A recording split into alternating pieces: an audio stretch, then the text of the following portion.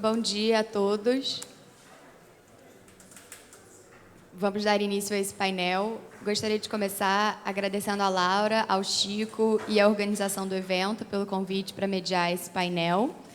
O nosso tema de hoje são os desafios e oportunidades da transformação digital.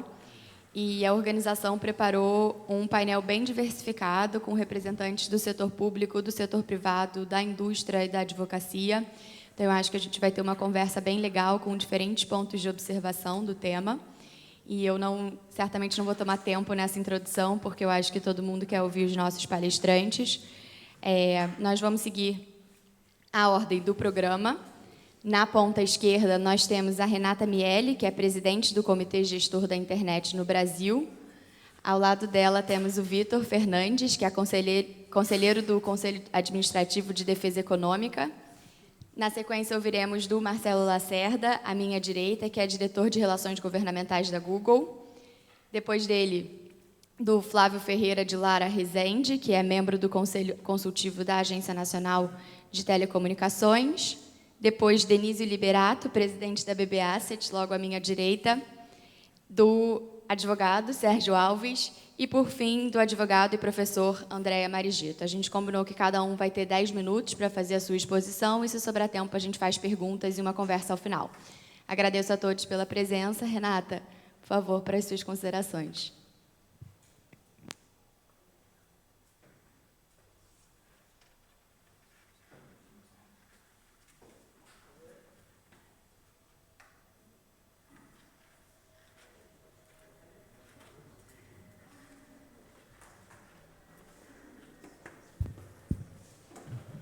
Alô? Agora sim. Bom dia a todos e todas. Queria agradecer ao convite do IDP e de todos os organizadores por estar aqui nesse painel, nesse dia de hoje. Queria cumprimentar a Luna e todos os meus colegas aqui que estão partilhando comigo da reflexão sobre oportunidades e desafios da transformação digital. Vou falar um pouco do Comitê Gestor da Internet no Brasil, antes de começar. O CGI é um comitê multissetorial composto por representantes do terceiro setor, do setor privado, do setor acadêmico, comunidade científica e tecnológica, e do governo, que tem a atribuição de discutir diretrizes e recomendações para o uso e desenvolvimento da internet no Brasil, e que tem buscado, desde a sua constituição, em primeiro 95, depois na composição atual, desde 2003, incidir sobre as discussões relacionadas não só à internet, mas a todos os aspectos relacionados a esse mundo digital, Nós estamos vivendo num mundo em transição, onde todas as atividades humanas são permeadas pelas tecnologias digitais, As relações sociais, econômicas, culturais são mediadas por essas tecnologias e que se desenvolveram num amplo ecossistema digital, que se desenvolveram a partir, principalmente, das TICs, mas da internet. E as muitas aplicações da internet que estão disponíveis para a população, para a sociedade, desde a web, que é uma aplicação da internet, sites, plataformas, dispositivos, IoT, que estão conectados em geladeiras, carros e tantos outros dispositivos, a inteligência artificial. Eles trazem muitos benefícios para a sociedade, mas eles também trazem muitos riscos, muitos desafios antigos e novos, em torno dos quais nós precisamos nós precisamos enfrentar. Desafios que vão desde impactos que podem ser positivos, mas muitas vezes também negativos, a democracia, a integridade social, a integridade da comunicação. Já tivemos um painel aqui sobre desinformação, as externalidades negativas que todo esse ambiente digital, que acaba tendo um impacto cognitivo, que traz hoje aprofundamento de ansiedades, doenças mentais, mas também impõe vigilância, controle, modulação de comportamento. Então, são muitos desafios que estão colocados para que a gente possa enfrentar esse novo ambiente digital, mitigando os problemas e procurando extrair a potencialidade e os benefícios que essas novas tecnologias podem trazer. Como é um vício da vida do ser humano, a gente, em todas as dimensões da vida, a gente tem sempre um tique de não olhar tanto para os benefícios, mas de discutir os problemas e os desafios. Então, essa vai ser um pouco a minha perspectiva. Não negando os desafios, mas a gente discutir um pouco aqui como a gente enfrenta e quais deveriam ser aí quais são os principais desafios e problemas que nós temos pela frente. Então, acho que alguns dos desafios estão relacionados ao fato de hoje essas tecnologias estarem extremamente concentrados em torno de poucas empresas globais que geram assimetrias industriais, de desenvolvimento tecnológico, de produção científica, que vão se aprofundando nesse período. Como o domínio dessas tecnologias por alguns países também remodelam o tabuleiro geopolítico internacional e redefinem grupos de países a partir daqueles que são produtores e daqueles que são consumidores de tecnologia, então gerando um novo desafio geopolítico, e como, dentro dos países, também essas tecnologias, ao não serem amplamente acessadas de forma igualitária pela população, também podem promover desigualdades internas em termos de cidadãos que estão amplamente usufruindo dessas tecnologias e aqueles que, uma série de questões, não estão usufruindo dessas tecnologias e, portanto, elas também podem aprofundar desigualdades sociais internas nesses países. Por isso, quando a gente está discutindo esses problemas, como que a gente poderia enfrentar digamos, todas essas questões? A primeira é como os países precisam desenvolver iniciativas na área do desenvolvimento econômico, na área do desenvolvimento científico, na área de investimentos, para que a gente possa ter uma soberania tecnológica, uma soberania digital. É um termo que tem sido bastante trabalhado.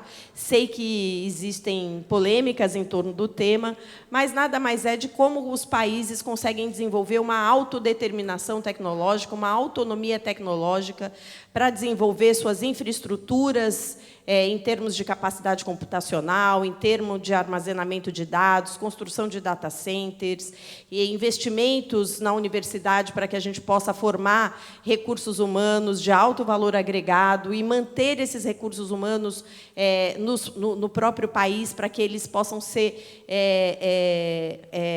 incorporados nessa cadeia produtiva em torno do digital que precisa ser desenvolvida em nível nacional.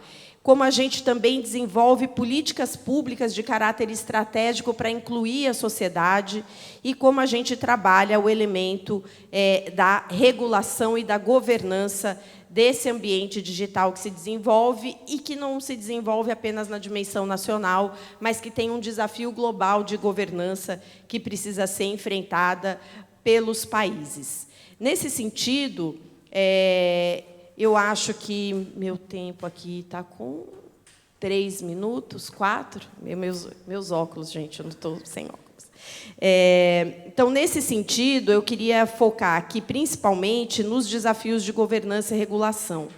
Acho que essa é uma dimensão estratégica, porque ela diz respeito a como a sociedade se organiza para impulsionar o desenvolvimento e enfrentar as externalidades negativas que essas tecnologias podem trazer. E hoje o mundo inteiro se depara exatamente com essa discussão. Em nível internacional, nós temos vários fóruns discutindo os aspectos de governança. Temos aí em curso a discussão em torno do Global Digital Compact, que deve ter aí um desfecho até setembro, né? Esperamos que não seja um desfecho desidratado, mas que consiga enfrentar questões importantes, né? Temos aí o Summit of the Future, que deve ser aí um momento importante. Estamos às vésperas da renovação do mandato da Cúpula Mundial para a Sociedade da Informação, que também traz elementos fundamentais sobre a governança, e o Comitê Gestor da Internet realizou, em abril deste ano, o NET Mundial Mais 10, que foi um evento no qual nós reunimos a comunidade que está debatendo os temas digitais de forma multissetorial, a comunidade internacional em São Paulo, para discutir exatamente esses desafios. E eu acho que hoje tem duas questões que nós precisaríamos enfrentar do ponto de vista dessa governança. A primeira é compreender que os países precisam ter a autonomia para definir suas escolhas, não só em termos de infraestrutura, mas também nos aspectos regulatórios e de governança, porque há uma assimetria e uma diferença imensa entre os países. Mas, por outro lado, essas dimensões regulatórias e de governanças nacionais, elas precisam ter padrões de interoperabilidade mínimos com os desafios globais. Então, como definir um rol mínimo de princípios que deveriam ser observados pelos países para garantir uma interoperabilidade em termos de governança e regulação. Então, esse é um desafio importante.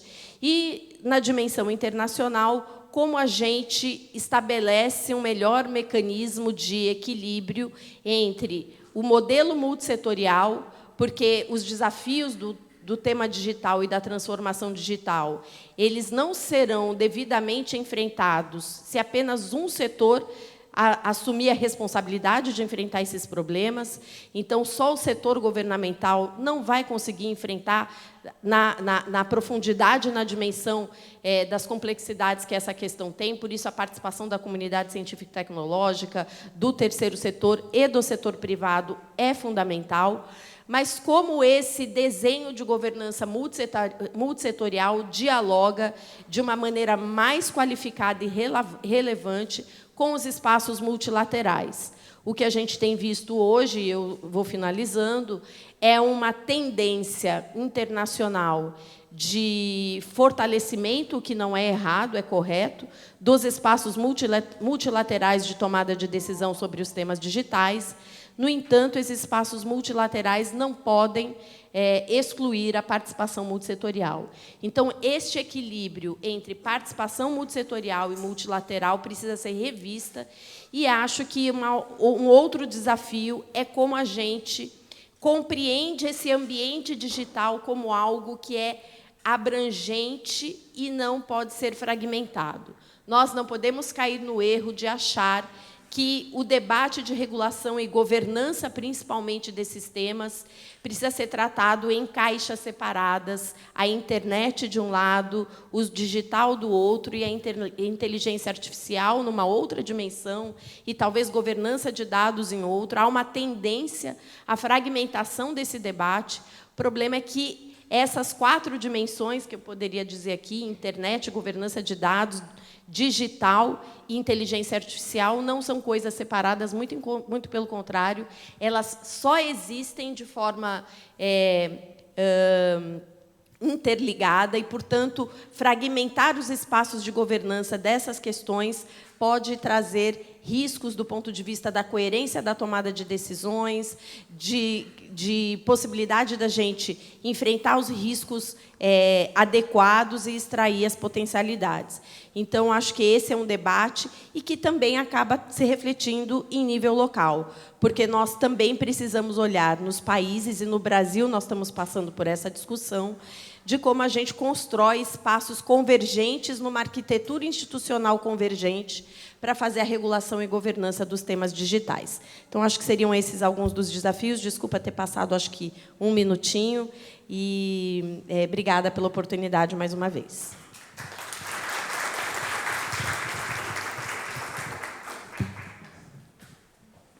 Renata, muito obrigada pelas suas reflexões. Eu acho que elas evidenciam, na verdade, uma grande questão do constitucionalismo democrático moderno, que é justamente analisar se os nossos princípios são adequados e suficientes para uma sociedade cada vez mais interconectada e dataificada, né, baseada em dados. Quando a gente pensa na democracia constitucional, a gente pensa primordialmente em Estado de Direito, que é a limitação de poder.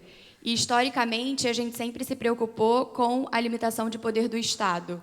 E agora, com a ascensão dessas grandes empresas que são mais importantes e mais fortes que muitos estados, o Estado de Direito passa a ser importante também para a limitação do poder privado.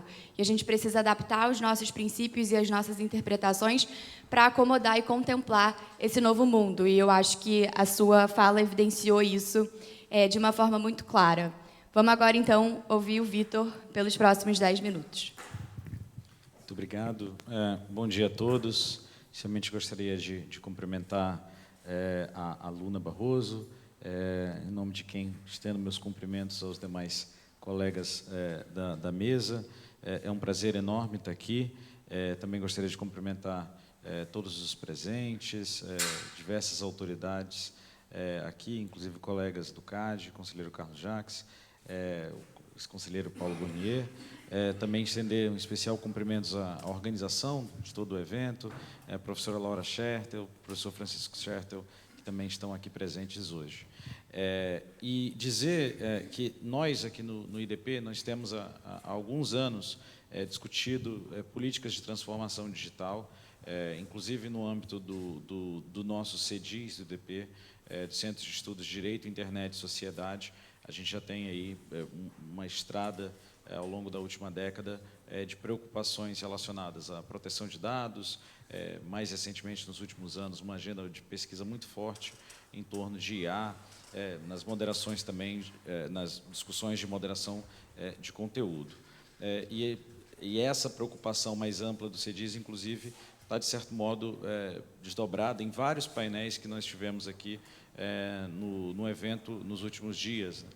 Ontem tivemos um painel super importante e muito profundo sobre inteligência artificial na nossa programação, uma programação paralela sobre defesa da concorrência e IA também. Mas quando a gente fala do tema de transformação digital, existe um aspecto da discussão atual, de discussão regulatória, que ainda é pouco explorado, né? A gente realmente discute muito regulação na perspectiva de moderação de conteúdo, nas preocupações com desinformação, mais recentemente um debate muito grande sobre regulação de IA, mas para nós da área de defesa da concorrência, nós temos nos últimos anos explorado muito as discussões sobre a perspectiva de regulação econômica concorrencial. E esse é um debate que talvez esteja ainda dando seus primeiros passos no Brasil, mas que eu achei que fosse importante trazer para essa discussão. Quando a gente observa um pouco de todo esse movimento de regulação que está acontecendo aqui na Europa, parece que a gente está diante da emergência de um novo paradigma de direito da concorrência, que é essa preocupação do direito da concorrência regulatório. Diversos países, na esteira do que a Europa fez em 2022, aqui em 2022 a União Europeia aprovou uma lei de mercados digitais, o Digital Markets Act. A gente fala muito do Digital Service Act, né, do DSA, mas também foi aprovado o DMA, que é o Digital Markets Act. E essa lei, o DMA, ela tem influenciado outras jurisdições à adoção de propostas legislativas semelhantes. No mês passado, o Parlamento britânico aprovou o Digital Consumer and Markets Bill, DMCC Bill, que também é um análogo do DMA. A gente tem uma proposta em curso na Índia muito semelhante ao próprio DMA. Na Alemanha já temos uma outra legislação concorrencial em vigor. E esse debate começa a dar seus primeiros passos no Brasil.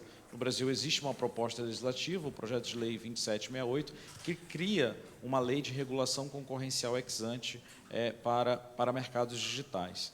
E, paralelamente a isso, no começo do ano, o Ministério da Fazenda brasileiro abriu uma tomada de subsídios pedindo sugestões de órgãos públicos e de entidades privadas acerca da necessidade de se adotar no Brasil uma regulação concorrencial ex ante, e o CAD no âmbito dessa tomada de subsídios, pela primeira vez apresentou uma manifestação pública defendendo a necessidade de se criar no Brasil uma nova lei de regulação concorrencial para mercados digitais. A ideia é que essa lei complemente o quadro atual existente da Lei 2.529, a Lei de Defesa da Concorrência, mas que traga uma série de ferramentas complementares para a regulação concorrencial desses mercados. E na minha fala, eu vou tentar, de maneira muito breve, apresentar 3 aspectos dessa discussão. O que é esse novo paradigma de regulação concorrencial de mercados digitais? Por que isso é diferente da regulação econômica de setores tradicionais, né? Aqui Dr. Luiz da Telcomp, setores como telecomunicações, energia elétrica? O que tem de diferente? Por que isso não é uma nova reprodução da regulação de infraestruturas essenciais? Basicamente, há 3 aspectos que estão transformando essas novas leis em uma espécie de experiência institucional única. Em primeiro lugar, e esses são os 3 pontos da minha fala, os fundamentos normativos, as razões de regular nessas leis são totalmente diferentes da discussão sobre regulação econômica no sentido tradicional. No sentido tradicional, nas regulações de infraestrutura, como a gente teve no Brasil a partir da nossa formação do Estado regulador na década de 90, nos setores como telecom, radiodifusão, havia uma preocupação muito grande em acomodar aquilo que a gente chama de falhas de mercado, né? Situações de ineficiência alocativa geradas pela exploração de uma infraestrutura essencial, né? E é a partir dessa ideia de regulação econômica que se tem a atuação aí das principais agências reguladoras. Quando a gente está falando desse novo ambiente, desse novo mundo da regulação concorrencial de mercados digitais, a preocupação aqui não é uma preocupação tão somente com falhas de mercado, no sentido econômico tradicional. A gente está falando de novas preocupações econômicas. E grande parte dessas preocupações econômicas surgem de oportunidades e desafios à inovação no âmbito de mercados e aquilo que a gente tem chamado muito de ecossistemas digitais. Do ponto de vista econômico, teórico, o que tem se observado nesses ecossistemas digitais, e a experiência da União Europeia aponta isso com muita clareza, é que nós temos, em geral, grandes players, né, grandes empresas exercendo um poder econômico privado de uma forma a desequilibrar o processo de criação e captura de valor dentro desses grandes ambientes. Então, a União Europeia, por exemplo, tem no último quinquênio, em especial no último ano, aberto várias investigações de práticas anticoncorrenciais contra grandes empresas de tecnologia, em especial focando nesse tratamento, nessa relação entre o gatekeeper, né, nos termos do DMA, o chamado gatekeeper, o orquestrador do ecossistema digital, e a relação que ele tem com as demais empresas dentro desse ambiente. Então, hoje a gente tem aqui na Europa, por exemplo, uma preocupação, uma discussão muito grande sobre sistemas operacionais e sobre lojas de distribuição de aplicativo, por exemplo, né? Algumas empresas, lojas que fazem essas distribuições de aplicativo, como Apple, Google e muitas outras, definem regras que são importantes para toda uma comunidade de desenvolvedores, toda uma comunidade de agentes independentes, né?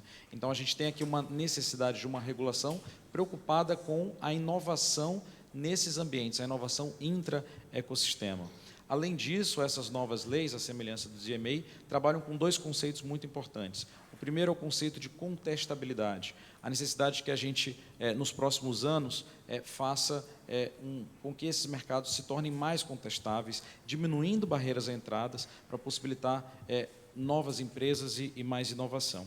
E um outro conceito é o conceito de fairness, né, de justiça concorrencial, que também é muito diferente, radicalmente distinto de tudo que a gente está acostumado das leis tradicionais de defesa da concorrência. A ideia de justiça concorrencial, por exemplo, no DMA, tem a ver com assegurar a adequada compensação desses agentes complementadores pelo que eles agregam aos ecossistemas digitais. Então, primeiro ponto é, o fundamento dessas novas leis de regulação concorrencial são totalmente distintos da regulação econômica que a gente trabalhava a partir da década de 90 no Brasil.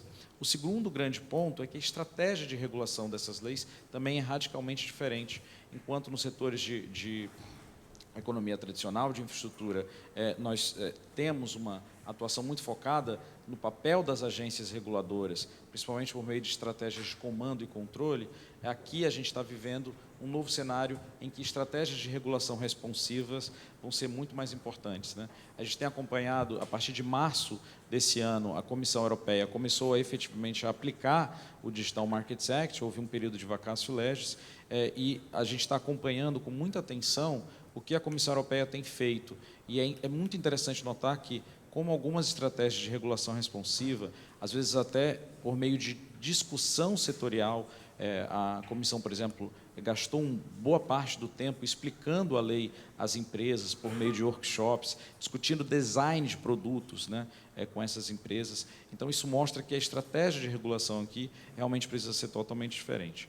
E, por fim, existe um debate, esse é o terceiro aspecto, e aqui já concluindo para o fim da minha fala, um terceiro aspecto dessa discussão que é muito interessante é que diz respeito ao desenho, o arranjo institucional para esse debate, né? Todas essas leis, o DMA, o DSA, o próprio AI Act, eles estão sendo implementados na União Europeia a partir da Comissão Europeia, que é uma espécie de agente superregulador e supranacional. E a grande discussão é como transladar esses arranjos institucionais para uma realidade brasileira, em que na década de 90 nós vivenciamos a importação de um modelo de Estado regulador calcado principalmente na experiência norte-americana de regulação setorial. Então isso acaba com que hoje a gente tenha todo esse debate, quem vai ser o regulador? Vai ser a ANPD, vai ser a Anatel, qual que é o papel do CGI, inclusive. Todas essas discussões vão ser colocadas no Brasil nos próximos tempos. E eu acho que, aqui já fechando a título de conclusão, sem antes, gostaria de registrar a presença do nosso ministro da Controladoria Geral da União, ex-presidente do CAD também, Vinícius Marques Carvalho. E aqui, já caminhando para a conclusão, Luna, para deixar aí para os próximos que falarão, eu acho que, na perspectiva da regulação econômica, a gente tem, em primeiro lugar, um desafio de convergência global, né? A doutora Renata falou do tabuleiro geopolítico, e eu acho que a gente vai se deparar com esse tabuleiro geopolítico nos próximos anos, né? Que medida a gente vai trazer a regulação europeia ou adotar um outro modelo que pode ou não ser parecido com o modelo de regulação europeia, e entender, haverá um novo consenso global, né? Assim como as políticas de concorrência na década de 90 acabaram, de certa maneira, atingindo um consenso global em torno de princípios mínimos, a grande discussão que a gente tem é se as regras de concorrência para mercados digitais vão conseguir atingir um padrão de harmonia e de convergência nesses próximos anos.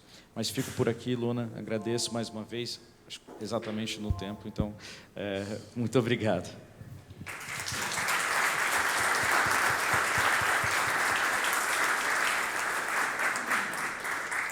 Muito obrigada, Vitor. Eu acho que é muito interessante ouvir essa perspectiva, porque quando a gente está falando de defesa da concorrência, esse é um dos aspectos ou uma das formas que a gente pode usar para abordar os desafios digital. E ela pode conviver, como de fato convive, com leis de proteção à privacidade, leis como o Marco Civil da Internet, que estabelecem regras de liberdade de expressão. Então, medidas de direito da concorrência são um mecanismo possível para endereçar as dificuldades da transformação digital. E talvez se eu pudesse fazer um contraponto ao que você expôs, porque eu acho que é interessante a gente refletir sobre isso. Quando a gente está falando de desinformação, muitas vezes o combate à pornografia infantil, terrorismo e outros conteúdos ilícitos mais gravosos exige uma atuação coordenada das plataformas digitais. E se você tiver pequenas empresas, talvez esse esforço conjunto seja mais difícil do que se você tiver poucas grandes empresas. Então, só um contraponto a medidas concorrenciais que elas não são também necessariamente uma bala de prata, elas precisam conviver com outros mecanismos. Mas, então, agradeço muito, especialmente por ter observado o tempo. Vamos agora ouvir, então, do Marcelo.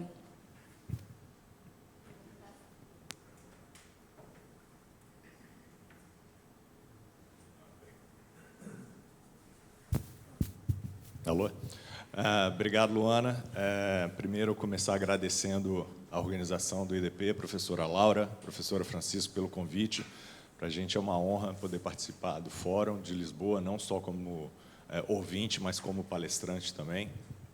e cumprimentar meus colegas e minhas colegas de mesa, na figura da nossa coordenadora, doutora Luana. Bom, como a Luana falou, eu sou diretor de Relações Governamentais do Google no Brasil, e por isso eu vou calcar minha fala aqui um pouco exatamente no relacionamento que a gente tem com o governo brasileiro, que basicamente é baseado em 2 pilares. Primeiro, o pilar do respeito.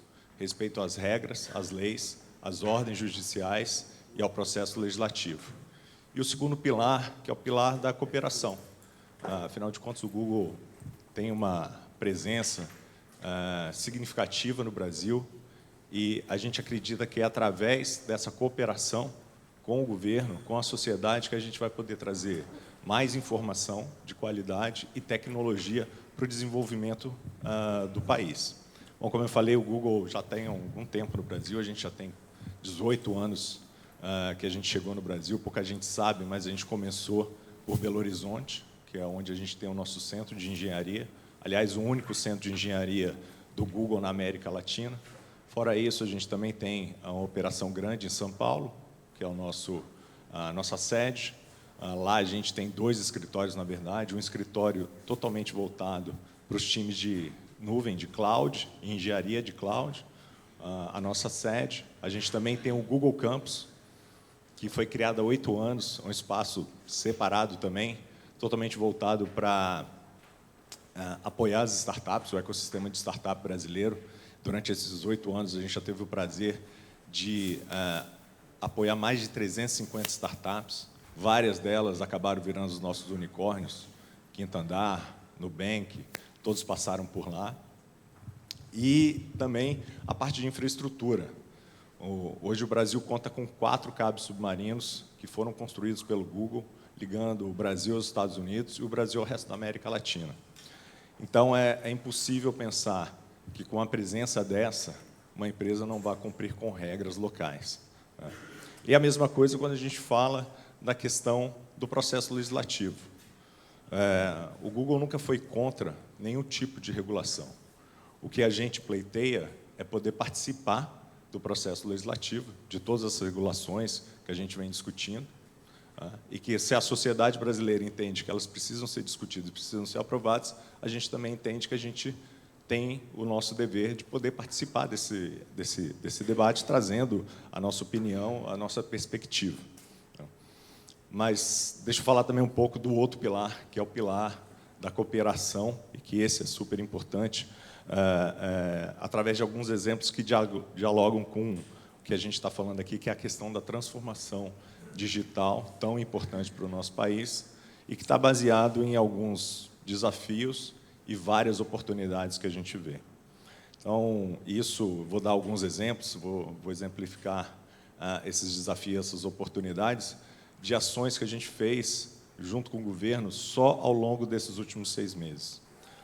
Começando pelos desafios, um desafio que a gente sabe que é muito sério e a gente leva com bastante seriedade também dentro do Google, que é o desafio da desinformação. Então, ao longo desses últimos meses, a gente teve a oportunidade de aderir ao Programa de Combate à Desinformação do Supremo Tribunal Federal, do STF. Isso aconteceu há pouco mais de um mês, junto com outras empresas do setor, a gente aderiu a esse programa, e o objetivo é poder apoiar o programa com ações de educação midiática.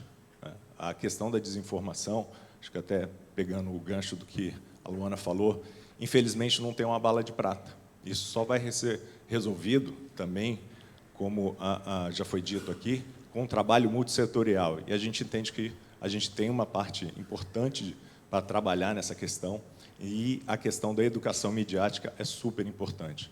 Não é à toa que a gente já, desde 2019, apoia o programa Educamídia, que talvez seja a maior iniciativa de educação midiática no Brasil.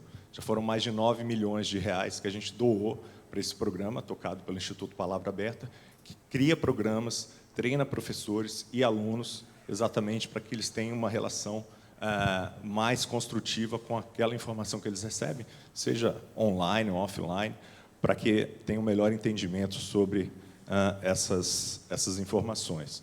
Bom, ainda no campo do desafio do combate à desinformação, a gente também assinou um memorando de entendimento com a AGU, também junto com outras empresas dos setores, exatamente para combater a questão da desinformação no que diz respeito às enchentes no Rio Grande do Sul. Isso também é super importante para a gente, e a gente já vem trabalhando internamente, através dos nossos produtos, para combater esse fenômeno mais específico. Então, toda vez hoje que você procura, vai na busca e vai procurar faz alguma busca relacionada às enchentes, você já tem um carrossel ali de notícias de veículos jornalísticos sobre as últimas notícias relacionadas às enchentes. Um outro desafio que a gente tem, e que a gente também está trabalhando junto com o governo, é a questão da segurança pública.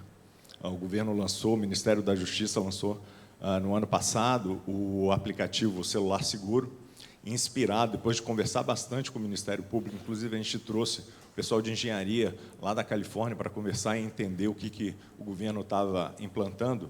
A gente também lançou, agora no começo de junho, novas funcionalidades para os celulares que usam o Android, que é o nosso sistema operacional, que a gente chama de celular, a gente não está chamando de celular seguro, mas é um complemento às ações do Ministério da Justiça, e são funcionalidades, por exemplo, que se você tem uma movimentação muito brusca no celular, esse celular ele vai travar automaticamente, entre outras funcionalidades que a gente está trazendo. Bom, e agora falando das oportunidades, a gente também tem várias oportunidades de transformação digital no relacionamento com o governo.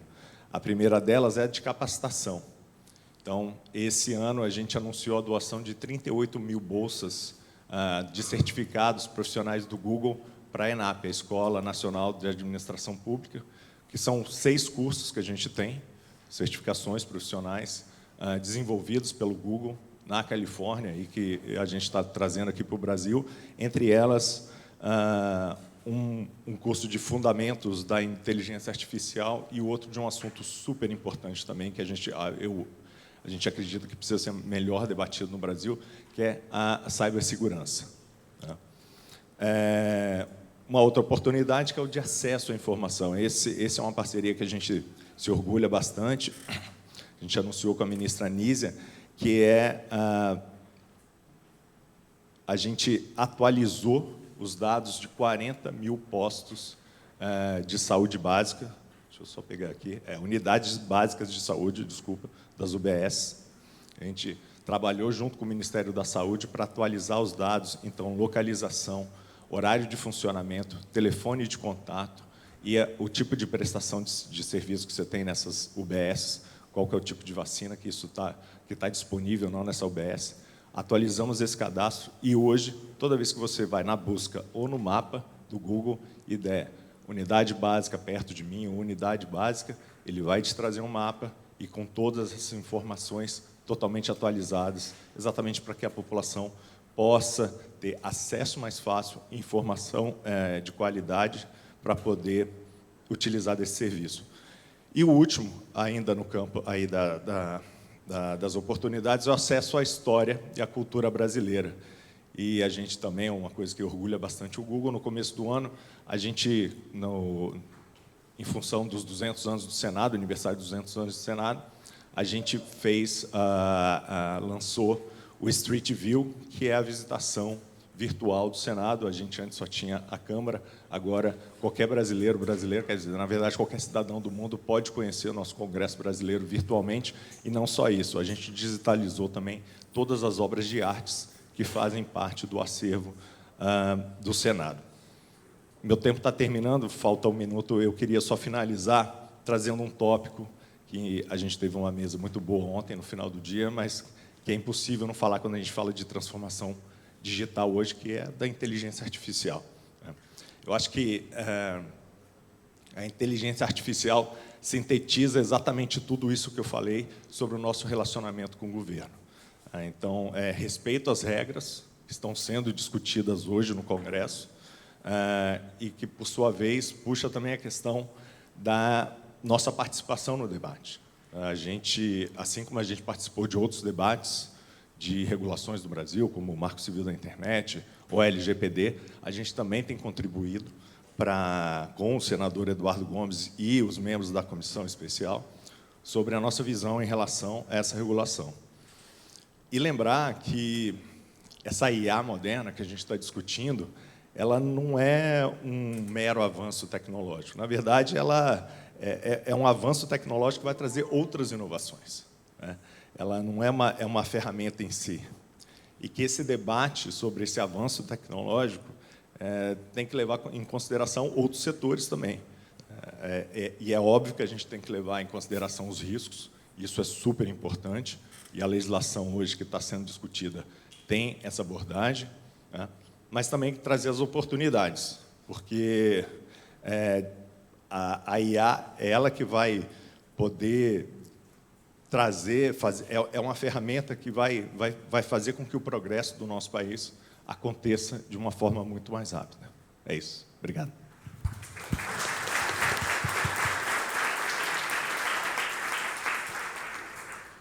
Obrigada, Marcelo. Gostaria de cumprimentar o ministro Buzzi, que nos honra com a sua presença. Marcelo, eu acho que é sempre importante a gente ouvir das plataformas digitais, porque elas, na verdade, estão em uma posição quase impossível, né? Muitas pessoas dizem que elas moderam demais, outras pessoas dizem que elas moderam de menos, e se o debate ficar muito superficial, realmente a gente não consegue avançar. E muitas vezes eu ouço algumas pessoas defendendo que elas deveriam ser equiparadas a meios de comunicação social como jornais e rádio e televisão para fins de responsabilidade civil. E eu penso, mas a gente precisa ter uma noção da escala da internet. Quando a gente está falando das plataformas digitais, a gente está falando de mais de milhões de publicações diárias. Eu trouxe alguns números aqui que eu acho que evidenciam esse ponto, né? No último bimestre de 2020, o Facebook adotou alguma medida de moderação em relação a 105 milhões de publicações. O YouTube tem 500 horas de vídeo carregadas por minuto e removeu mais de 9,3 milhões de vídeos. E na primeira metade de 2020, o Twitter, que agora é X, analisou denúncias sobre 12,4 milhões de contas por violações às suas regras. Qual jornal no mundo opera nessa escala e nessa dimensão? Então, é impossível supor que a moderação humana é capaz de revisar tudo que é publicado nessas plataformas digitais.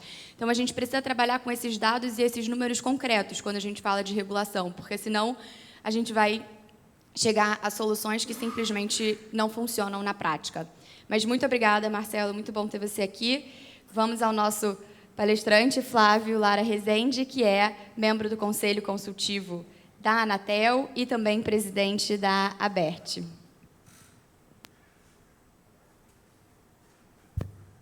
Obrigado, Luana. Eu quero aqui agradecer ao IDP a oportunidade de participar desse debate tão importante. Quero cumprimentar aos colegas aqui da mesa, quero cumprimentar a plateia na pessoa do ministro Buzzi e do presidente da Funsex, Luiz Antônio Carlos Pinheiro, que é também parceiro da ABERT. A ABERT é a Associação Brasileira de Emissoras de Rádio e Televisão. Nós temos 4.000 associados, somos a segunda maior associação do mundo, depois só da NAB, que é a Associação Americana, e representamos aqui 3.700 rádios e quase 250 televisões.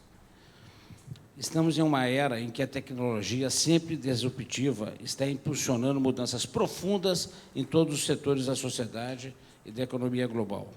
A transformação digital é uma necessidade estratégica para as organizações empresariais que pretendem não apenas sobreviver, mas prosperar em um mundo cada vez mais digitalizado. Não há dúvida de que os ciclos de inovação têm se reduzido e os impactos dessa transformação são sentidos em todas as esferas, sejam de natureza social, econômica ou política. A economia digital, aliás, sofreu um avanço sistemático após o Covid-19 e diversos modelos de negócio sofreram ampla expansão devido aos novos hábitos de consumo da população. É um caminho de mão única.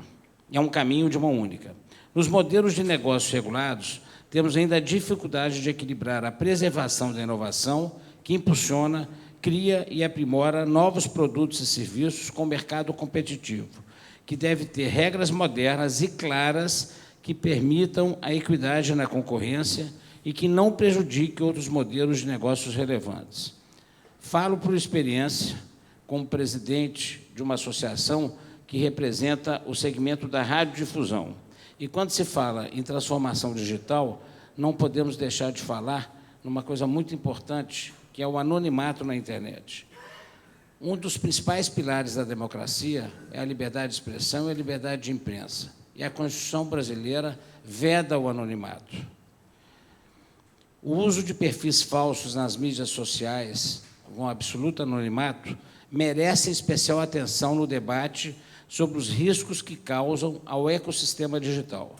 Na maioria das vezes, essa tática criminosa tem grande influência na produção de desinformação, atividades ilegais e manipulação da opinião pública online. Lembro aqui dados de relatórios sobre violações da liberdade de expressão produzido anualmente pela ABERT. Em 2023, a imprensa brasileira sofreu 2.900 agressões por dia, ou 2 ataques por minuto nas redes sociais. Assinamos com o Supremo Tribunal Federal, com o ministro Barroso, pai da nossa mediadora,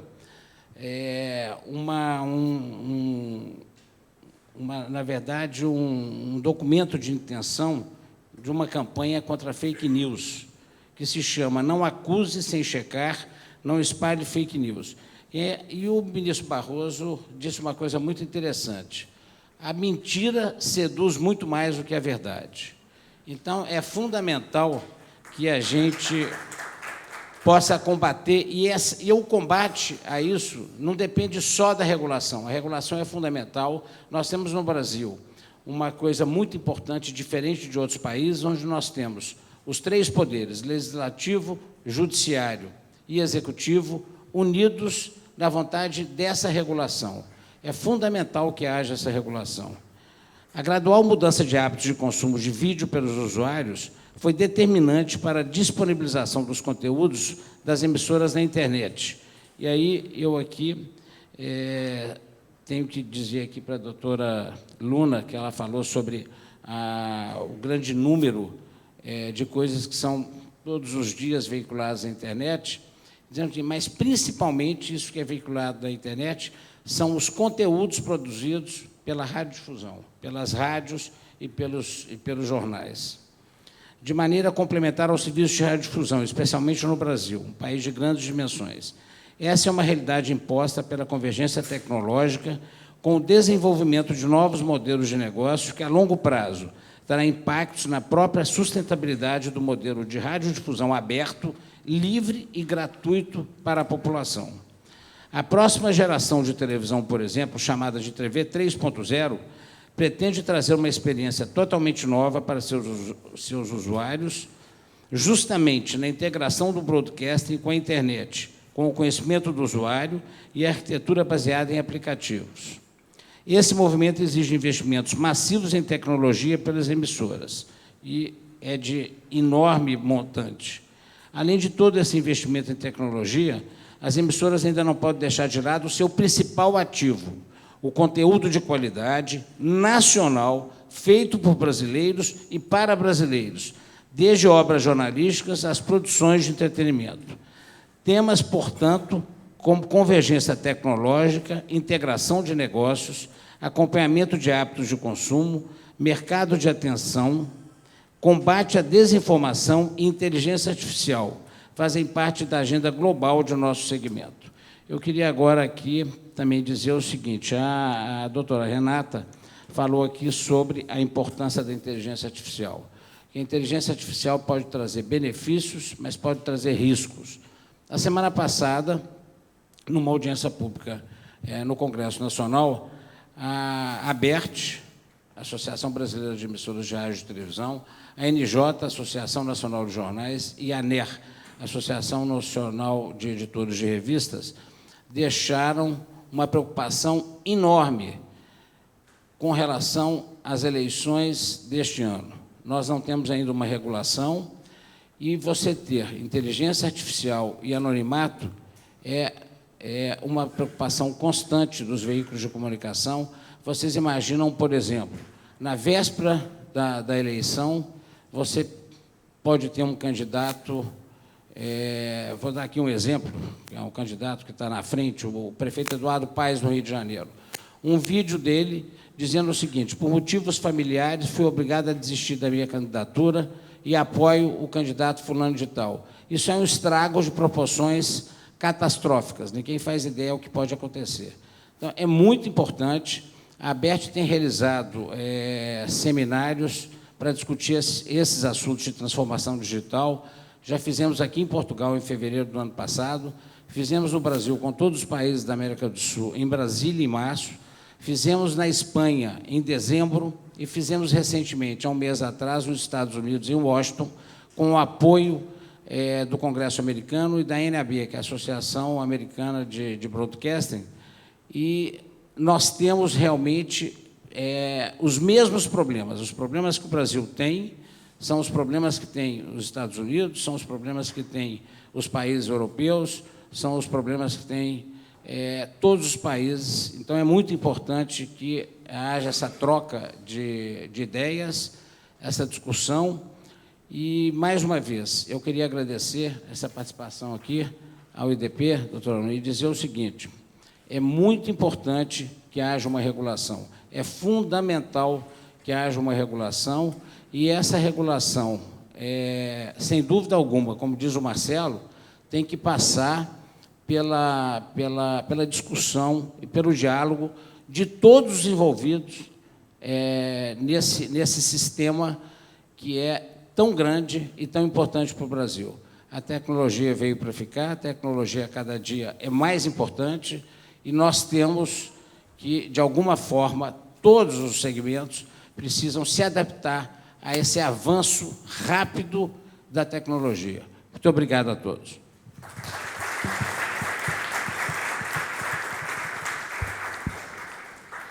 Muito obrigada, Flávio. É muito bom ouvir de um representante da imprensa, da rádio, da televisão, porque eu acho que, quando a gente está falando de democracia, uma premissa essencial é que os cidadãos compartilhem uma base mínima de fatos. Existem verdades objetivas. Existem verdades subjetivas, que são as verdades religiosas, as verdades filosóficas, as verdades morais, e aí cada um tem direito à sua. Mas existem verdades objetivas e a gente precisa compartilhar determinados fatos para conseguir operar em uma democracia. E a imprensa é a principal fonte dessas verdades objetivas. E é só através da imprensa que a gente consegue chegar a elas, e eu acho que a imprensa séria, que segue regras éticas de jornalismo, eu diria, um quarto poder, né, essencial das democracias. E uma segunda reflexão que eu gostaria de fazer sobre deepfakes, né, que você comentou, que é você manipular um vídeo ou uma imagem para mostrar uma pessoa fazendo ou falando uma coisa que ela nunca fez. Eu gosto de pensar que a solução jurídica para as deepfakes é mais fácil ou mais simples do que a solução jurídica para a desinformação. Porque é claramente errado, é uma fraude você mostrar uma pessoa falando ou fazendo algo que ela nunca fez. Acho que ninguém tem dúvida de que isso é ilícito. Quando a gente está falando de desinformação, a gente começa a operar em um campo de liberdade de expressão que é muito mais sutil e muito mais complexo. Então, eu tenho uma esperança de que a solução para as deepfakes seja tecnológica, seja alguma marca d'água, alguma forma de identificar que aquela imagem ou aquele vídeo foi manipulado por inteligência artificial. Me parece que, se a gente tiver essa tecnologia, se a gente caminhar nesse sentido, a solução para esse problema é mais fácil do que a solução para o problema da desinformação. Mas a gente ainda não tem essa resposta, e eu acho que é isso que a gente tem que tentar fazer. Sem tomar mais tempo, vou passar agora ao nosso próximo palestrante, Denise Liberato, que é presidente da BB Asset.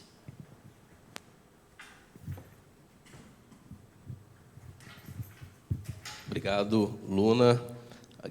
Em nome de quem eu compartilho e saúdo todos os colegas aqui da mesa.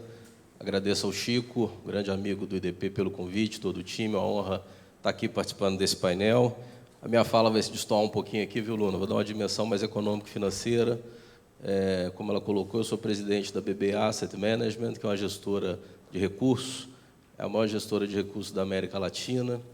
gente acabou de atingir R$ 1 trilhão e 700 bilhões sob gestão, e o desafio lá é fazer com que esse recurso seja muito bem remunerado da melhor forma possível. Como é que a inteligência artificial, como é que a transformação digital, como é que esse mundo de informações nos apoia, né? Um pouquinho de teoria aqui, né? Fazer gestão de recursos é tentar adivinhar o futuro, né? Por exemplo, eu vou comprar a ação de uma empresa, se eu tenho a perspectiva de que a ação daquela empresa vai subir no futuro. Para comprar barato, à medida que subir, eu vendo caro e faço esse lucro. Para me ter a dimensão se essa ação vai subir ou não, eu tenho que estar ali acompanhando as notícias relacionadas à empresa, ou determinado segmento. Notícias positivas geram expectativa futura de uma maior receita daquela empresa, consequentemente, um maior lucro, e o preço da ação nada mais é que o dividendo futuro pago trazido a valor de hoje. As notícias negativas, por outro lado, tendem a derrubar a ação. Foi colocado aqui por quase todos os colegas, o desafio é separar o que a gente chama de sinal de ruído. O que é uma notícia boa, crível, verdadeira, sobre uma determinada companhia, sobre um determinado país, à medida que você compra um título de um governo, vai ter corte de gasto, não vai ter corte de gasto, a inflação vai subir ou vai cair, o juro vai subir ou cair.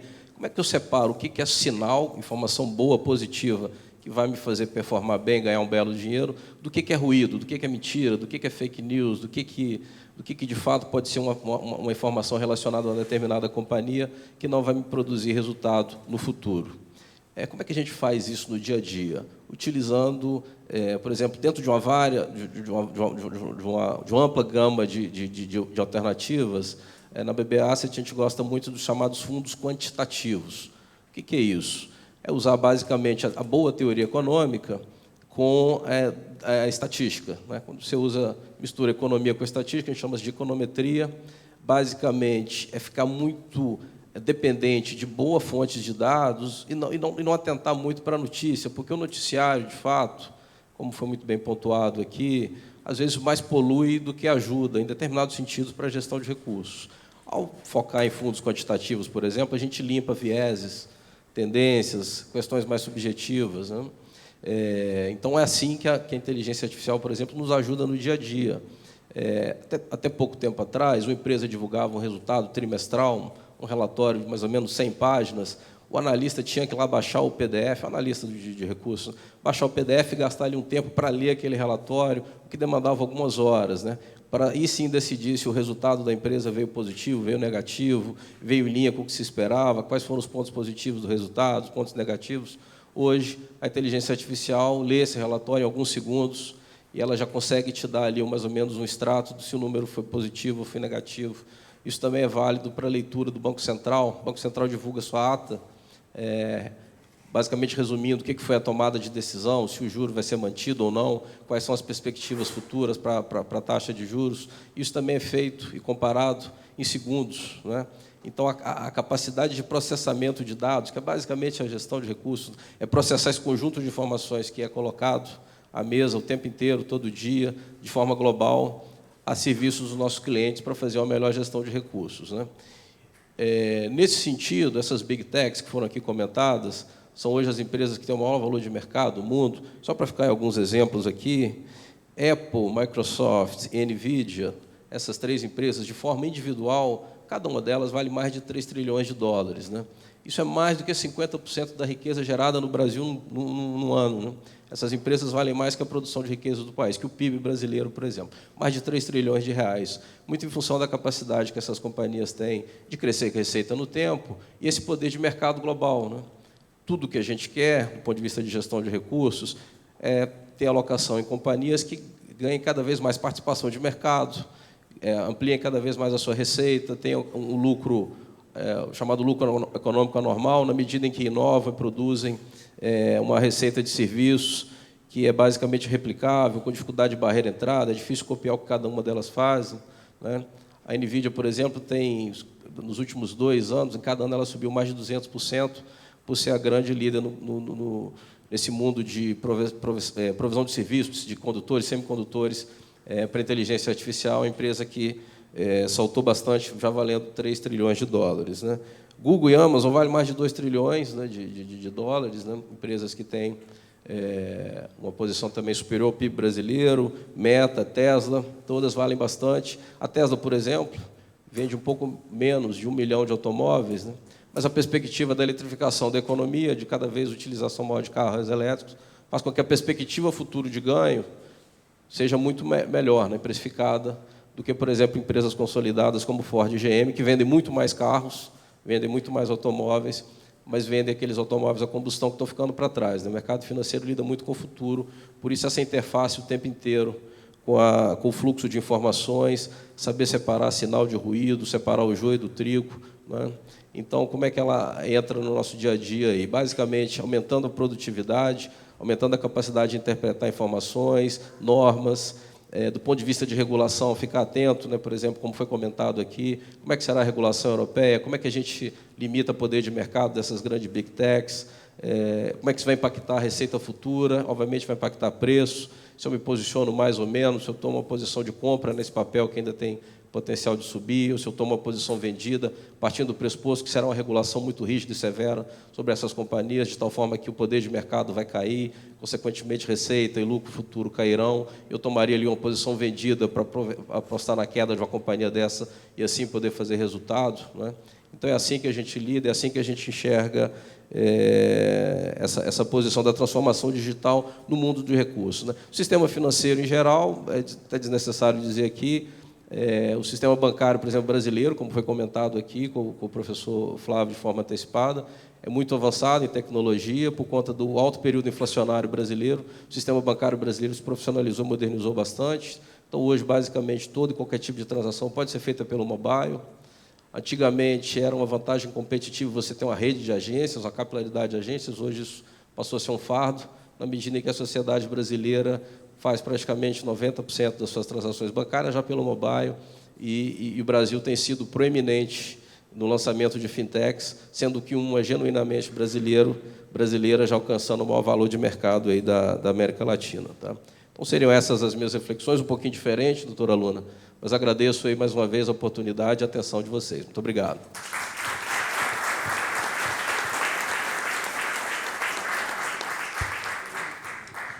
Muito obrigada, Denise. Muito interessante ouvir essa perspectiva do setor financeiro. E, embora seja, claro, uma perspectiva bem diferente do que a gente ouviu, eu acho que ela volta, em alguma medida, ao mesmo problema, que é um mundo de excesso de informação e escassez de atenção. Você tem informação demais e agora a disputa passa a ser pela atenção. E muitas vezes é isso que gera essas notícias que polarizam, essas notícias que apelam às emoções. E a dificuldade de você filtrar o que de fato é importante, o que de fato tem impacto no mercado e na democracia. Então, eu acho que a gente volta ao mesmo problema e te agradeço. Vamos agora para o nosso penúltimo palestrante, advogado Sérgio Alves. Obrigado, Luna. Obrigado a todos. Queria cumprimentar a todos aqui pela oportunidade que temos de falar não apenas sobre transformação digital, e não apenas neste painel, mas por tudo que aconteceu, que ainda está acontecendo aqui em Lisboa nessa semana. Eu sou advogado, trabalho com tecnologia e regulação há muitos anos na administração também, para situar um pouco. E eu vou vestir um chapéu específico da ALAI. A ALAI é uma associação de empresas de tecnologia chamada Associação Latino-Americana de Internet, e eu vou fazer também um vínculo aqui com a última fala, porque eu tenho números. Eu não sou, como matemático aqui, eu não sou muito bom, mas para a gente dar alguma das dimensões sobre o número de projetos de lei dessas matérias todas que estamos falando, com que lidamos hoje na indústria em vários setores de internet. A ALAI, basicamente, para uma empresa integrar a ALAI, o Google, por exemplo, é uma delas, Google, Meta, TikTok, Mercado Livre, Hotmart, Quinto Andar, 2 gigantescos campeões nacionais, integram a ALAI. Eles precisam atuar no Brasil, que é mais de um país, não apenas no Brasil. Então, a ALAI, nossos membros atuam em mais de um país da região. E aí a gente monitora alguns números de projetos de lei, incluindo nos temas que nós falamos aqui, e, por exemplo, no de inteligência artificial, para a gente ter alguns números. no Brasil, sozinho, a gente na Câmara dos Deputados, há um pouco mais de um mês, quando vimos, tínhamos 135 projetos de lei sobre inteligência artificial, 21 no Senado. Claro que temos um projeto âncora aqui, como um marco regulatório, mas na Assembleia Legislativa de São Paulo tinha 50. Então, realmente, são muitas iniciativas em que aquelas palavras do senador Eduardo Gomes, que ouvimos muitas vezes nesse evento, ele fala que o Congresso acerta ao aprovar leis boas, mas acerta ainda mais quando não aprova leis ruins.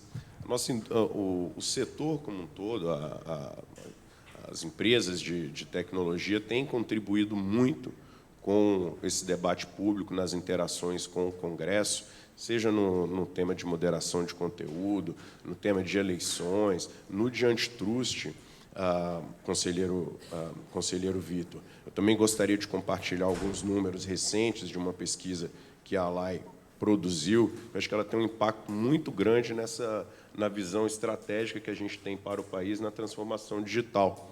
E eu queria também aqui cumprimentar aqui o ex-conselheiro Paulo Burnier, o conselheiro Carlos Jacques, porque o formato que o senhor citou de um caminho possível de evolução do antitruste brasileiro, com um direito concorrencial regulatório, nós temos hoje um projeto que é aquele que a gente consegue olhar, o projeto 2768, ele traz ali algumas inspirações do DMA, e a gente tem contribuído com a relatora, com o Ministério da Fazenda, para dimensionar aqueles cortes que o 2768 traz. A gente vai lançar esse estudo agora nos próximos dias, pela ALAI, mas um dos conceitos muito importantes aqui da aula do Vitor, o texto fala em empresas que são detentores de poder de controle de acesso essencial, aquilo que em outros textos chamam de gatekeepers, né? Mas a gente mediu isso, porque os parâmetros que o projeto de lei traz são nitidamente um início de debate, mas eles não podem estar completos. O número que nós chegamos hoje, aí a pesquisa econômica vai estar disponível em breve, mas aquele projeto, na redação atual, ele alcança hoje 252 empresas brasileiras que seriam gatekeepers. 252 de 24 setores diferentes. Só no varejo, a gente identificou 75 empresas, Carlos Jacques. Então, esse desafio, e a gente realmente é um desafio teórico que o Vitor apresentou aqui para a gente, sobre como modelar o ambiente concorrencial brasileiro de um modo mais maduro, a redação que nós temos ali hoje, não sei se ela vai funcionar como um habilitador de Brasil como concorrente em economia em diversos outros setores. Porque a gente tem aqui, isso no varejo, 75, entrega 24, transporte 22, são empresas de setores mais variadas, e muitas delas brasileiras, porque o parâmetro de faturamento que tem colocado ali hoje é um proxy ainda que precisa de outras fontes para a gente alcançar algum objetivo de política pública que seja de promoção da economia brasileira. Outros temas que também foram comentados aqui, Luna, eleições, que a gente tem aqui à beira do processo eleitoral brasileiro. A gente teve, esse ano, boa parte do mundo está envolvido em processos eleitorais. O Brasil, isso do ano passado, a gente estava com vários países cautelosos e curiosos de como aconteceriam esses processos eleitorais. E agora a gente tem, por exemplo, Brasil, no segundo semestre, Estados Unidos, são dois países-chave, mas, ao longo desse ano, nós já tivemos eleições na Índia, no México, na França, aqui na Europa, e caminhou. O processo foi... Isso é fruto, certamente, do amadurecimento computacional, das técnicas institucionais, a checagem, novas ferramentas, o Marcelo citou algumas delas aqui, que têm sido desenvolvidas e que temos enormemente aqui, o Roberto citou um caso específico de campanha no Rio de Janeiro, mas se a gente olhar para as técnicas que havia para moderação de conteúdo há 8 anos, o número versus as técnicas que tem hoje as plataformas, as empresas para moderação de conteúdo e para identificação de desinformação, os números são 3 vezes maior. Tirava-se o número, agora eu vou chutar, mas 30% de conteúdo antes de subir já era identificado com técnicas de máquina. Hoje 90% do conteúdo já nem vai para a plataforma antes de nós termos ali como usuários contato com ela. Então existe uma evolução tecnológica, institucional, acadêmica, teórica que tem contribuído também para essa matéria. E isso, em parte, espelha também parte da nossa argumentação, parte das contribuições que levamos ao Executivo, ao CGI, à sociedade, sobre temas de moderação. Então, a gente tem um projeto de lei também muito famoso, o 2630, sobre moderação de conteúdo. A gente tem um histórico bastante desafiador, mas em pelo menos 2 ocasiões aquele projeto de lei esteve muito próximo de ser aprovado. Parte da dificuldade que a gente teve com o encaminhamento daquele texto, na minha leitura, na leitura da ALAI, é que ele era um texto que tinha muitos temas, que não diziam necessariamente, não ofereciam necessariamente os encaminhamentos para resolver o problema de moderação, de desinformação. Então, ele começou a puxar outros temas quase não conexos para a sua redação, e isso talvez tenha atrasado uma parte de sua tramitação. E esses são alguns dos temas que nós, como ALAI, contribuímos no Brasil, e fazemos isso na região toda, na América Latina inteira. O diretor executivo Raul Echeverria, que está ali conosco, também conhece isso. A gente contribui igualmente com os nossos países vizinhos. É verdade que o que acontece em regulação, o que acontece em legislação brasileira, vai no Chile, volta no México, e a indústria sempre estará disponível para contribuir com a administração, com a sociedade, para que tenhamos, sim, um ambiente digital mais pujante, como promotor de direitos humanos, e que transforme também, que impulsione o Brasil no ambiente competitivo como um todo. Obrigado.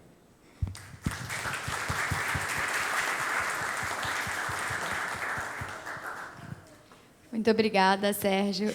Você relembrou, né, que o ano de 2024 tem sido chamado de Ano da Democracia, porque uma série de eleições importantes ocorrerão, inclusive as presidenciais nos Estados Unidos, claro, na Índia, eleições para o Parlamento Europeu. Eu, por acaso, estava lendo sobre isso outro dia. São países com uma população somada de mais de 4 bilhões de pessoas. E isso representa 71% da população mundial que vive em democracias. Então, é realmente um ano muito expressivo. E para qualquer pessoa que tem interesse no impacto das deepfakes nessas eleições, eu acho que esse é o ano para olhar para isso. Mas a gente já está chegando no final do nosso tempo, então vamos agora ouvir o nosso último palestrante, Andrea Marghetto, que é advogado, professor. Eu não vou me arriscar a falar o nome da universidade em italiano, porque eu acho que eu passaria uma vergonha, então, por favor. Bom dia a todos. Bom, principalmente queria agradecer pelo convite, o EDP, e a Universidade de Lisboa, que nos hospita nesse maravilhoso evento. Queria cumprimentar os membros dessa valiosa mesa e os participantes, o ministro Buzzi aqui presente também, e os vários ministros presentes nesse evento que sublinharam, vamos dizer assim, a importância dessa praça, eu definiria usando uma palavra italiana,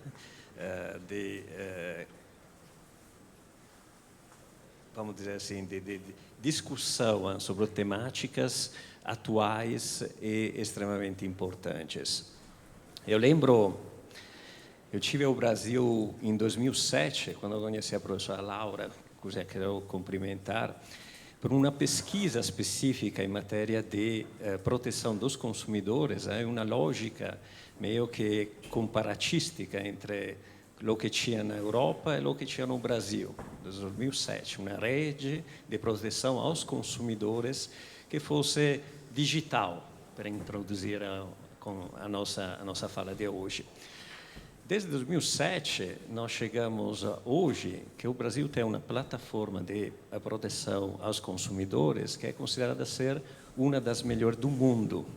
Uma proteção digital, então um instrumento digital, que tem mais de 4, 5 milhões, esses são dados já antigos, mas estamos falando de 4, 5 milhões de acessos de consumidores em plataformas, vamos dizer assim, digitais, quando a Europa ainda está naquela época de 2007. Então, na verdade, isso é um avanço que eu estava querendo evidenciar, para dizer que, substancialmente, a transformação digital ela é muito rápida, ela é muito impactante, e o que nós estamos discutindo hoje pode ser não já diferente do que nós vamos discutir amanhã. Então, eu vou tentar propor, nesse pouco tempo, uma provocação, mais uma troca de ideias em relação ao que essa transformação digital nos vai trazer. A mesa nos propôs várias informações sobre o que são as oportunidades dessa transformação digital.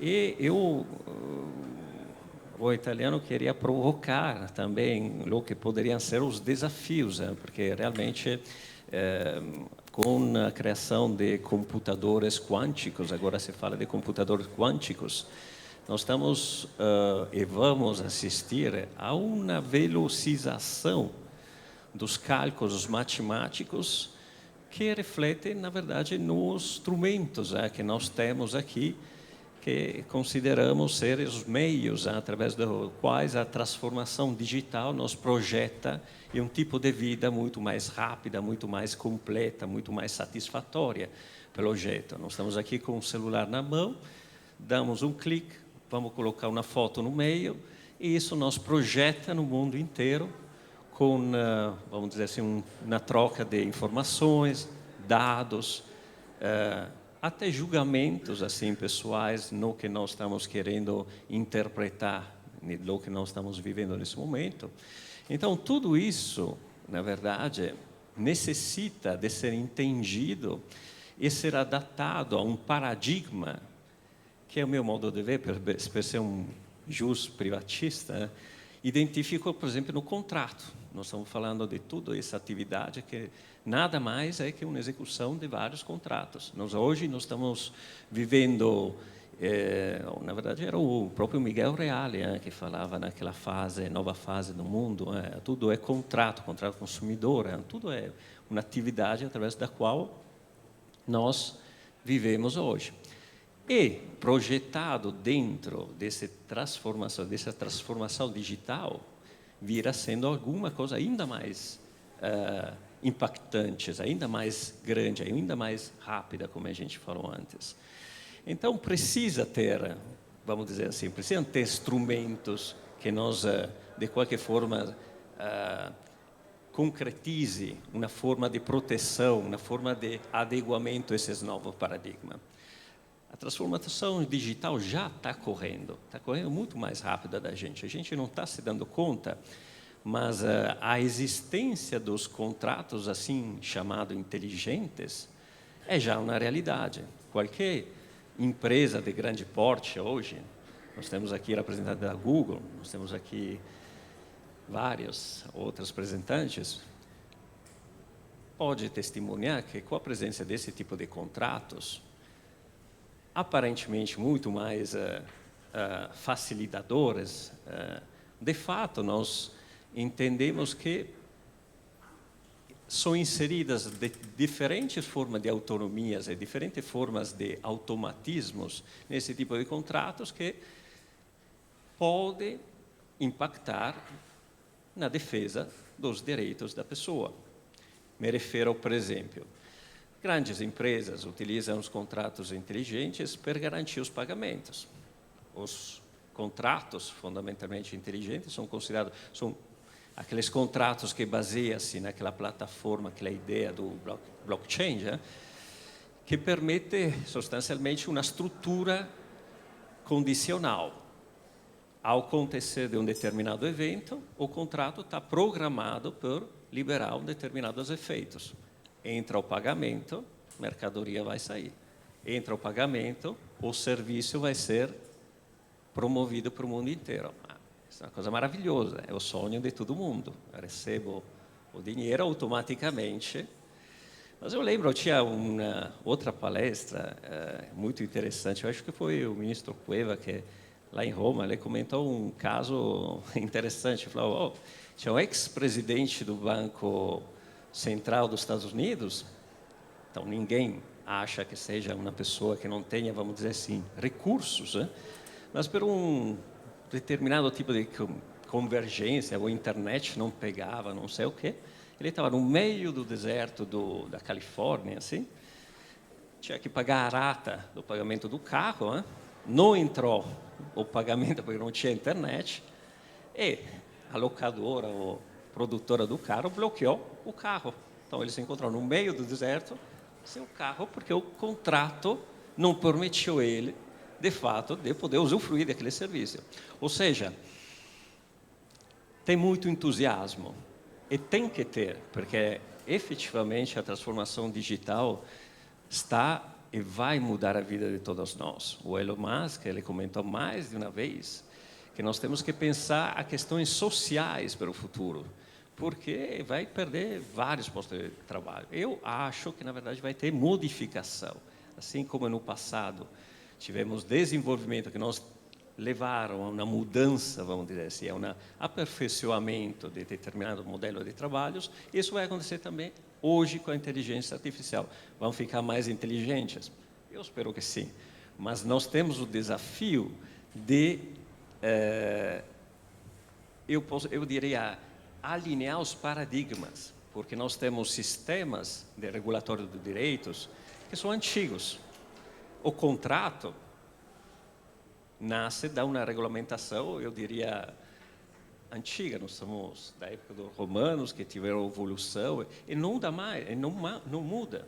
Se hoje nós olhamos o Código Civil, mesmo que seja hoje em um projeto de reforma, de atualização, permanece com aquelas institutas que nós encontramos muito tempo atrás. Só que temos um avanço tecnológico que provavelmente avante muito mais. Então, por exemplo, nesse modelo de contratos inteligentes, onde nós temos, vamos dizer assim, aquele sinalagma, não, pelo qual a uma prestação, que é o pagamento, nos corresponde uma execução contratual, dentro de uma linguagem que não permite espaço a alguns mecanismos, alguns institutos que são tradicionais. Me refiro, por exemplo, ao caso, tenho pouco tempo, então tenho que, ao caso da boa-fé. Como é que nós podemos explicar o conceito da boa-fé a uma máquina? Então, por isso que a provocação que eu quero compartilhar com essa plateia é justamente isso. Nós temos instrumentos aqui da mesa, apareceu hoje, que estão muito mais para frente, a argumentação é muito mais para frente do que nós hoje já estamos fazendo. Mas onde é que fica aquela pedra, aquela segurança que nos levou até hoje? Onde é que nós podemos dizer, máquina, inteligência artificial, vai para frente, resolve a vida da gente, mas lembra que tem que resolver a nossa vida, não tem que se substituir a nossa vida. Per concluir, eu gostaria de lembrar as palavras do meu conterrâneo, que se chama Federico Fagin. É um físico engenheiro que é considerado o pai do microchip. Ele está lá na Califórnia e tudo. E hoje ele viaja compartilhando essas preocupações, dizendo que tem uma diferença entre a inteligência artificial, que é de fato o completamento desse caminho de transformação digital que nos acompanha faz tempo. E fala, nós temos que lembrar que tem uma diferença substancial entre o que será a digitalização da relação do futuro e o homem, que é a consciência, o livre-arbítrio, coisa que a máquina, mesmo através de um calculador quantístico, nunca será na posição, ou pelo menos isso se espera, de substituir.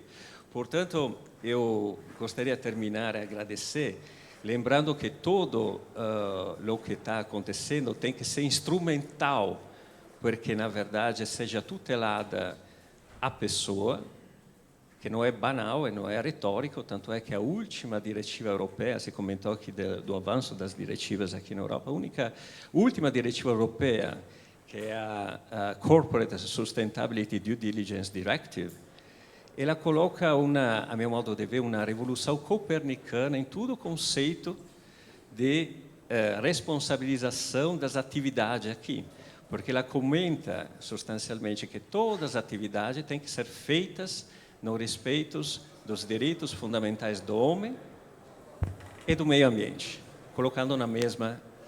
Então, não é retórica, mas é exatamente a preocupação, o desafio que nós temos para frente em incrementar esse desafio e transformação digital. Desculpe o português, eu quero agradecer pela atenção.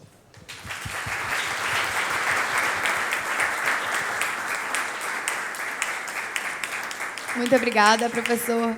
Enquanto eu te ouvia, eu pensei muito num conceito que todo mundo aqui certamente conhece, que é o dilema de Colin Reed, que é justamente o momento em que você regula a inovação. Se você regula cedo demais, você pode inviabilizar a regulação, mas se você regula tarde demais, você pode perder aquele momento e ela se entranha de tal forma na vida das pessoas que regular fica difícil demais. Então, eu acho que achar esse ponto de equilíbrio é essencial. A gente já chegou no limite do nosso tempo. Gostaria de agradecer mais uma vez a Laura, ao Chico, a organização do evento e a presença de todos. Muito obrigada.